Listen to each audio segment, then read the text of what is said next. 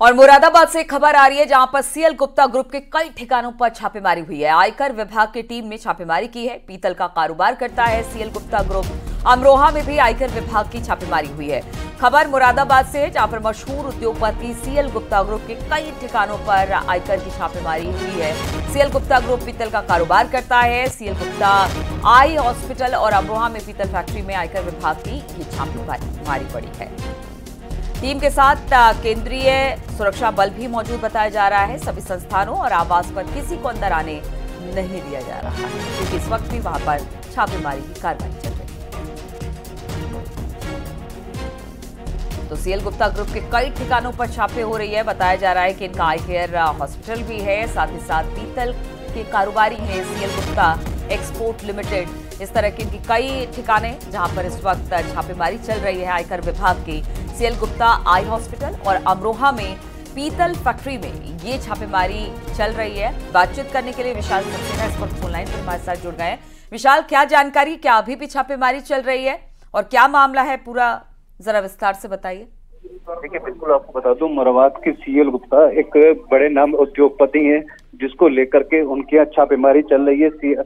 जो जवान हैंगे, जवान भी उनके साथ मौजूद हैंगे और उसमें जो उनके जो आई हॉस्पिटल पे छापेमारी चल रही है। साथ ही एक जो उनके पीतल की फैक्ट्री है डिडौली में, उस पे भी छापेमारी चल रही है और उनके घर पे भी सुरक्षा बल मौजूद है। तो एक बड़ी छापेमारी उनके यहाँ चल रही है और इनकम टैक्स की रेट उनके यहाँ पड़ी भी है और अभी भी रेट जारी है। ठीक है विशाल, बहुत बहुत शुक्रिया आपका जानकारी देने के लिए।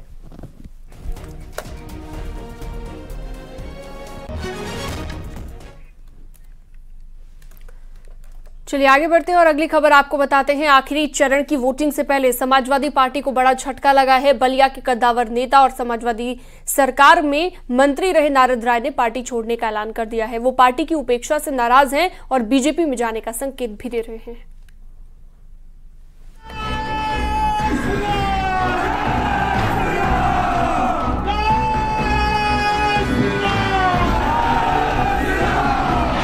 माननीय अखिलेश यादव से मिल करके हमको अपमानित कराया तो हमारे पास कैसे आएगा।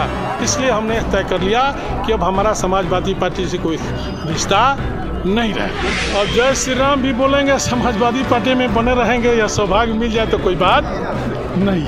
इस फैसला के साथ अगर मैं नहीं खड़ा रहूँगा तो कल मैं कहाँ खड़ा रहूँगा। 7वें चरण से पहले समाजवादी पार्टी में बगावत।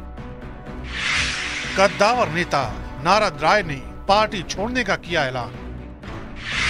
अखिलेश यादव पर उपेक्षा का आरोप। सियासत में छल और बल का इस्तेमाल बगावत को जन्म देता है। बस इसी छले जाने से नाराज हो गए हैं समाजवादी सरकार में मंत्री रहे नारद राय और अब वो खुलेआम समाजवादी पार्टी को छोड़ने का ऐलान कर चुके हैं और कहां नया ठिकाना है इस बात के भी संकेत दे चुके हैं।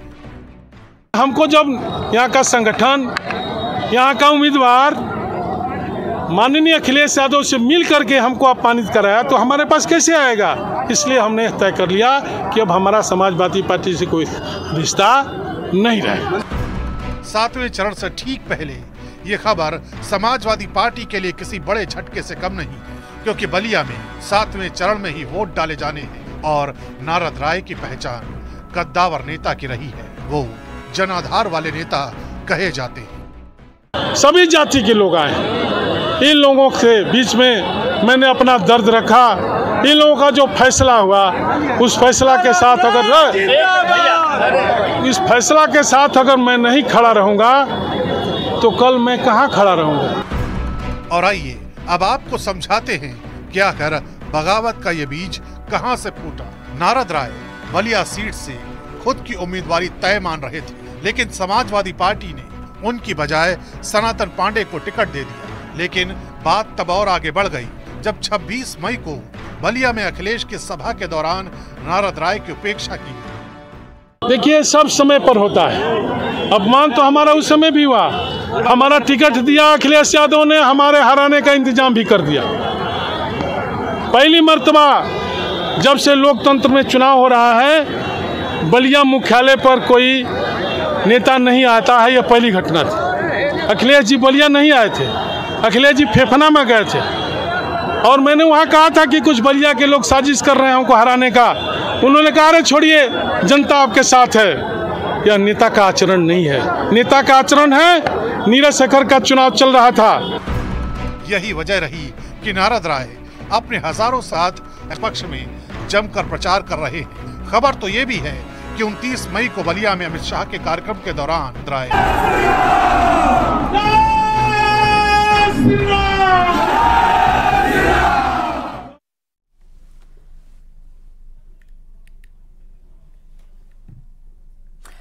और लोकसभा अखिलेश यादव का बाद पूर्व मंत्री ने अपनी कहा कि इसलिए मैंने उनसे दूरी बनाने का संकल्प लिया। गृह मंत्री जी से मुझे सम्मान दिया। बीजेपी के उम्मीदवारों को जिताने और समाजवादी पार्टी के उम्मीदवार को हराने के लिए काम करूंगा।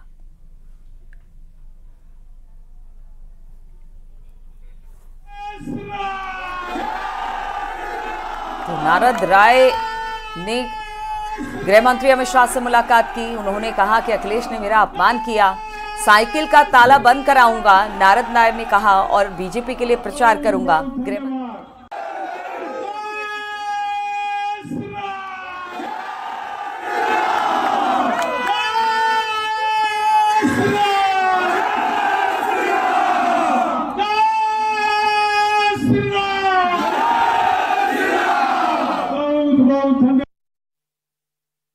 समाजवादी पार्टी का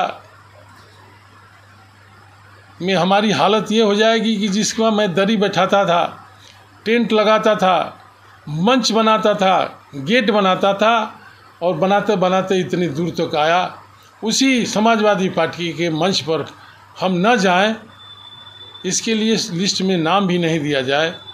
माननीय अखिलेश यादव जी संबोधन करें और हमारा नाम न लें। इतना दूरी बना के अगर अखिलेश जी हमसे रहना चाहते हैं तो मैं भी अखिलेश यादव जी से दूर होने का संकल्प ले लिया। मैं आभारी हूँ भारतीय जनता पार्टी का, और ख़ास तौर से हिंदुस्तान के गृह मंत्री जी का, जिन्होंने हमको रातों रात सम्मान दिया। उन्होंने हमको फ़ोन किया और कहा कि नारद जी आप नेताजी के में हो। और यहाँ रुकते एक ब्रेक के लिए, जल्द हाजिर होंगे कुछ और खबरों के साथ।